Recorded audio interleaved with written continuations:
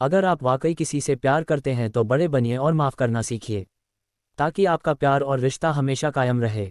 अहंकार की डोर में बंधे संबंध रिश्ते नहीं होते।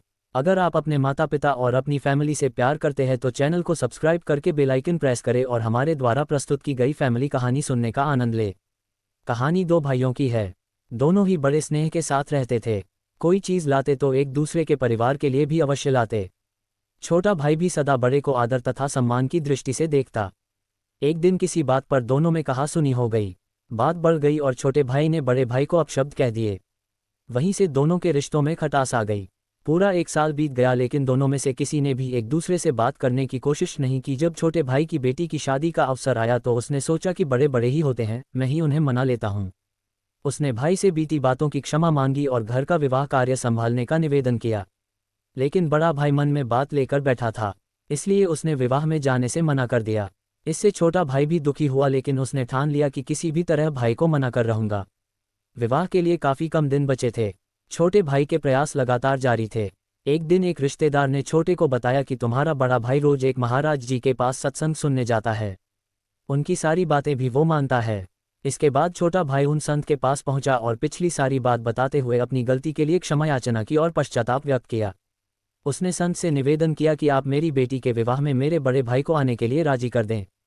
दूसरे दिन जब बड़ा भाई सत्संग में गया तो संत ने उससे पूछा, क्यों तुम्हारे छोटे भाई के यहाँ कन्या का विवाह है, तुम क्या काम संभाल रहे हो? उसने जवाब दिया कि मैं तो विवाह में सम्मिलित ही नहीं हो रहा हूँ। कुछ वर्ष पूर्व मेरे छोटे भाई ने मुझे ऐसे कड़वे वचन कहे थे जो आज भी मेरे हृदय में कांटे की तरह खटक रहे हैं। संत जी ने कहा, सत्संग के बाद मुझसे मिलकर जाना। सत्संग समाप्त होने के बाद बड़ा भाई संत के पास पहुंचा तो उन्होंने पूछा, मैंने बीते रविवार को जो प्रवचन दिया था उसमें क्या कहा था? काफ़ी देर सोचने के बाद हाथ जोड़कर बोला, माफ़ी चाहता हूँ, मुझे कुछ याद नहीं आ रहा। संत ने कहा कि देखो, मेरी बताई हुई अच्छी बातें तो तुम्हें 8 दिन भी याद न रहीं और छोटे भाई के कड़वे बोल जो 1 वर्ष पहले कहे गए थे वे तुम्हें अभी तक हृदय में चुभ रहे हैं। जब तुम अच्छी बातों को याद ही नहीं रख सकते तब उन्हें जीवन में कैसे उतारोगे? अगर जीवन नहीं सुधारा तब सत्संग में आने का लाभ ही क्या रहा? इसलिए यहाँ मत आया करो। ये सुनकर बड़े भाई की आंखें खुलीं और उसने आत्मचिंतन कर स्वीकार किया कि वास्तव में हम सब कड़वे शब्दों को दिल में बसाकर गांठ बना लेते हैं।